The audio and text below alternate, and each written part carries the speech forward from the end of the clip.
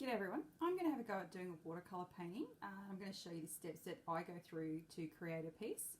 So what I've started off with is my Art Spectrum watercolour papers. I've got a watercolour study. Now it's not perfect by any means. Some areas need more colour, some need less water. But I've started off with 3 separate blues. I've got here a phthalo blue, a spectrum blue and an ultramarine blue. And if you have a look at my colours, I think the one I'm going to go for is actually probably the phthalo blue. I've also got set up here my old yogurt lid, and I've had that cleaned off, so it's nice and big, so I'm going to be able to spread my colours. I've got a couple of watercolour containers that I just put spare water in. So I've got one for dirty water and I've got one for clean water, so that's ready to go. I also like to have a little bit of test paper before I put my colours on. I've actually got a bit of board that is nasty. I've just grabbed it, and then I'm just using A4 Arches paper, 300 GSM cold pressed, and I haven't watered it and put gum tape down. All I've done is I've just grabbed a bit of masking tape and taped it down. Okay, so I've just put a little bit of phthalo blue on my yogurt lid, and I've been adding water to it, and I'm going to mix a bit of a colour, but it's such a strong colour that even that little tester I think is too dark. So I'm going to mix it up again. You need to have enough water on there so it can cover your page, and you don't have to be mucking around with sorting your colours out. Okay, I think a bit more. Now, very technically, I've actually just put a bit of the masking tape up the other end, and my board is actually at a bit of a lean so that it helps the water come down. So I'm going to start with my wash, and I'm going to bring my wash down the page. Now this area of water you can see, this is actually called a well, and you want to not run out of that. And well, that's got a little bit darker there, so I'm just going to grab a little bit more water because I want it to stay nice and light. Grab more water. Now let's say I did make it too dark, I could just grab some clean water and help bring that down. Keep your well, keep your water. Oh, I don't know what that is on the page. Bugger, that's what happens. Make sure you've got water. Oh, I think I'm going to run out a bit of water, and then I'll show you what it looks like later. Okay, while that's still wet, I actually don't want the water to have this really nice, neat line on the side of my page. So I've just grabbed some ordinary tissue, and then I'm just going to blot around that edge, and it gives it a very soft, sort of an organic sort of shape. Nothing awesome. Oh, look, a little bit there, a little bit there, and we'll see how that goes.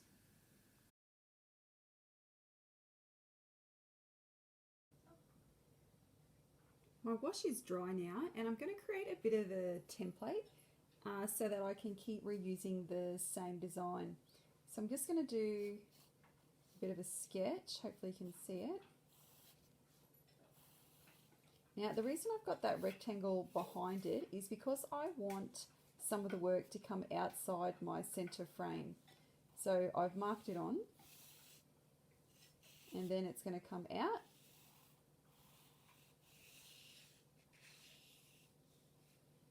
And I'll finish drawing my leaves, and I'll cut it out with a pair of scissors, and then I'll show you how it's going to sit together. Now I've cut out that shape with my scissors. You can see I've got a really nice little template over drawn here. And then what I've got is I've put this the cutout, so the negative space on the black bench, which is my kitchen bench, and I really like that, so I'm going to probably keep that and do something. I'm already thinking of what I can do with it because it's a really nice shape. And then what I'm going to do is I'm going to use my template to draw my design so that it sits in here. Now it doesn't have to be perfect because the leaves that I'm doing are a really nice sort of organic shape. And then once that gets on there, I can chop and change that if I wish.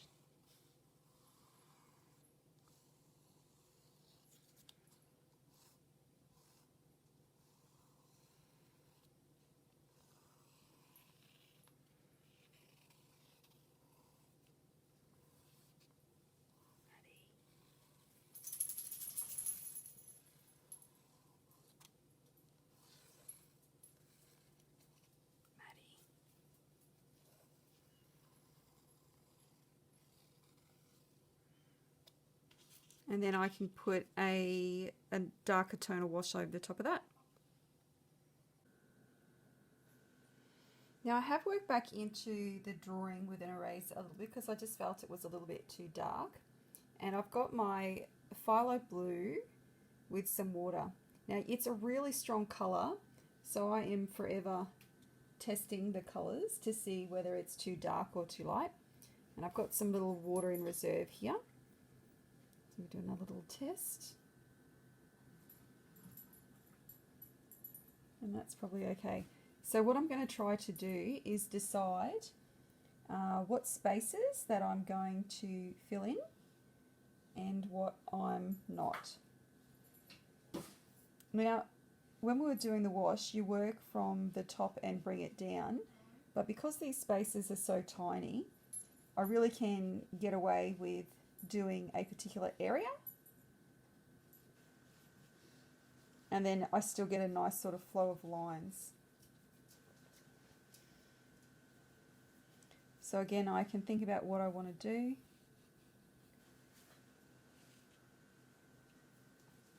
Just move that out of the way a little bit. And bring that down.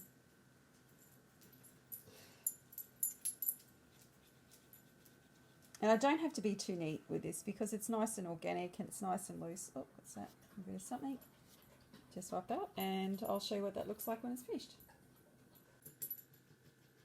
Now you can see I've nearly completed this wash, but I've left this quite a dark colour, and all I've done is I've grabbed some clean water and, oh well, sort of clean because it's got a little bit of that blue in. Get rid of a bit more of that. And I'm bringing the water down so that it becomes a little bit lighter. I don't mind some of that white of the paper coming through. And then I'll grab my tissue and just work back in to a few little areas of that. Okay, what's next? This is what I was talking about by using the template. So this is what I used my first stencil to create, and it was positioned like so, but I can do that, use that same stencil again to create a little bit more interest. And if I can turn it around, then it looks like almost a different set of leaves without being rotated. So I think what I'll do is I'll draw that on again with my pencil, and I'll create a darker value, which I'll show you what I get up to. I've drawn that next layer of foliage over the top. So now I need to work out what my blue hue is going to be. That might be a little bit too dark, but I really need to give it a little jump. Nah, what the hell, let's just have a go. Okay, so this one I'm going to paint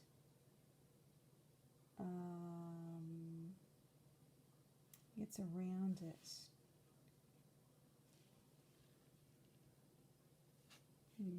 Nope, not that bit. That comes up, but maybe that section there. You gotta concentrate on it. And you know what? Watercolors are unforgiving, but you can get bits and pieces off as you go.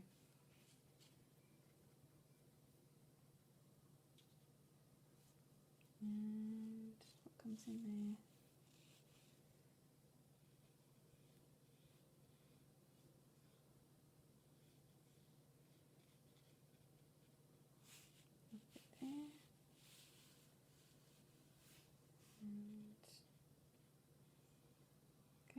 see how it goes.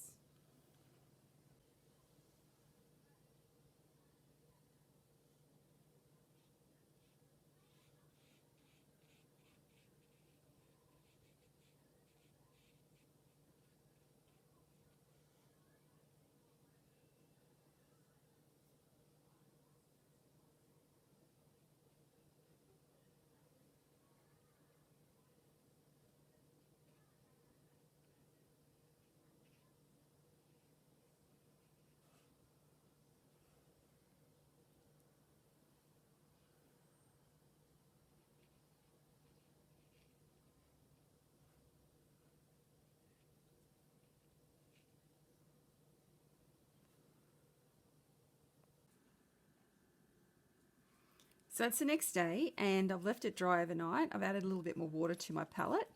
I've taken my stencil, which is nice and handy because it saves me some time, and I've already sketched my third layer on. So I'm going to take them away, and this layer needs to come in quite dark, and I didn't bring my test paper over, so I'll just see what it looks like on the sticky tape. That's quite dark. So this is the same sort of thing. You've got to pay attention to what you're doing. And this one has to be, I think that could probably go a little bit darker actually.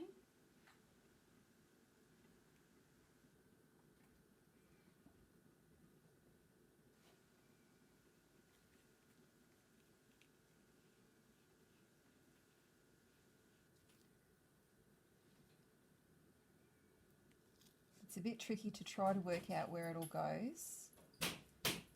But just go one bit at a time, and then you'll be able to put it all together.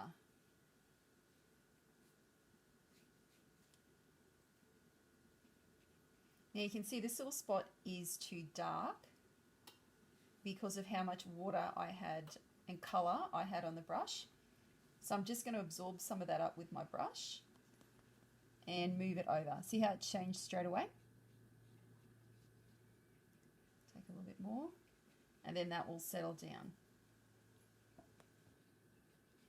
Okay, I'll do a little bit and then I'll come back to show you how it all has come together.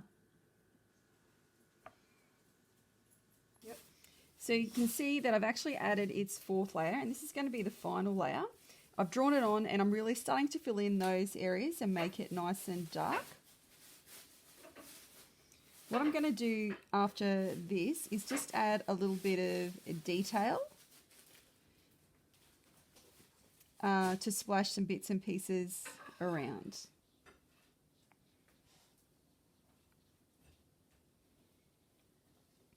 Going to get a little bit more water.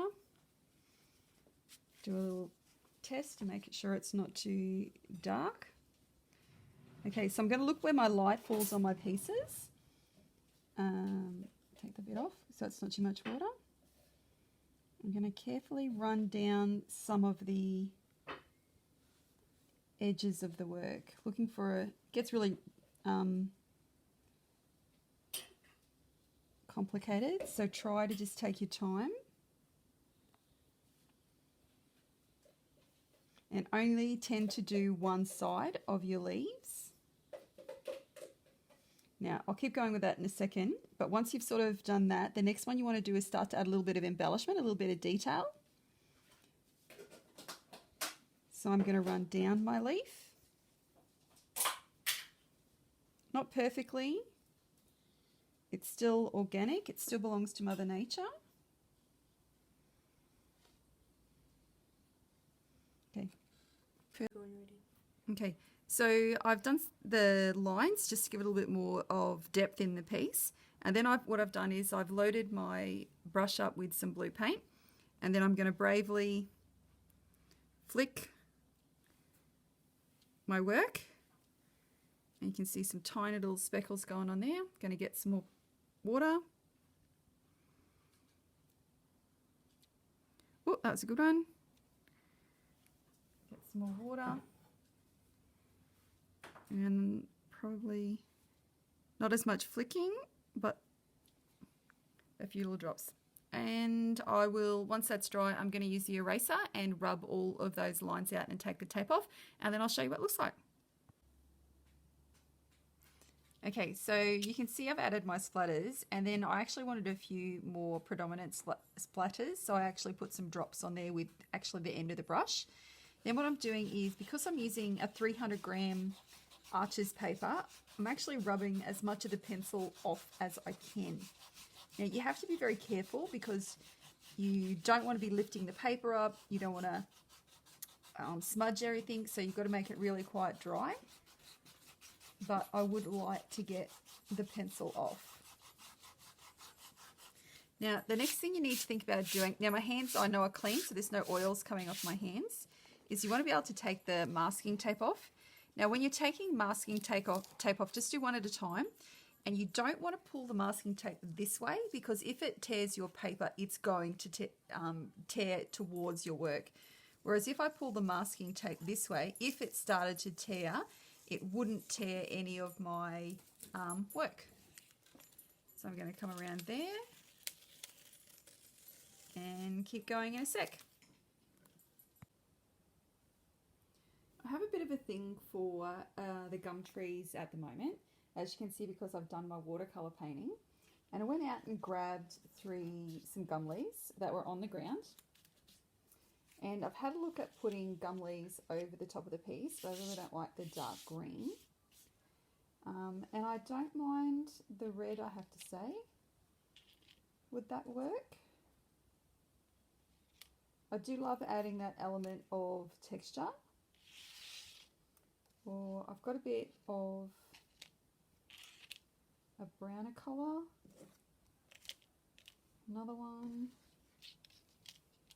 And another one. So I'm not quite sure what warm colour to put on there. I'll have a look, and then do I put them on? Do I not put them on? Not sure.